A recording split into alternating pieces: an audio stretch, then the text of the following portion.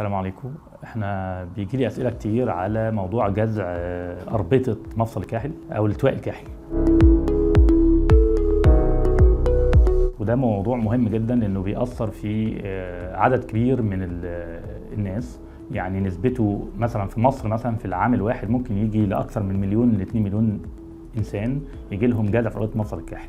يمكن مفصل الكاحل عندنا بيتكون من زي ما هو باين كده عندنا في الموديل ده اسفل عظمه القصبه واسفل عظمه الشظيه والعظمه الثالوث بتاعه مفصل الكاحل الرئيسي، وبيكون هنا عندنا اكن ده القدم الايسر، اكن هنا في بيبقى في رباط خارجي وهنا في رباط داخلي، فبيحصل جذع سواء في الرباط الداخلي او في الرباط الخارجي. طبعا الاكثر شيوعا هو جذع الرباط الخارجي، بيحصل التواء بهذا الشكل فبيحصل معاه جذع في الاربطه. الجذع بيبقى درجات، ممكن يبقى جذع بسيط مجرد يدوب شد على الاربطه، ممكن يبقى جذع في حصل تمزق جزئي في الاربطه، ممكن بقى جذع جديد قوي حصل معاه تمزق كلي في اربطه مفصل الكاحل. يمكن العلاج بيتفاوت من علاج اسمه علاج تحفظي، ممكن نستخدم كمادات تلج على المكان اللي حصل فيه الجذع، الى الجذع الشديد بقى اللي وده نسبته مش كبيره بيتطلب نعالجها جراحيا ان احنا نزرع رباط جديد مكان رباط للجذع. يمكن دي نبذه بسيطه بس عن جذع مفصل الكاحل. استنونا في فيديوهات جديده مع كلينيك.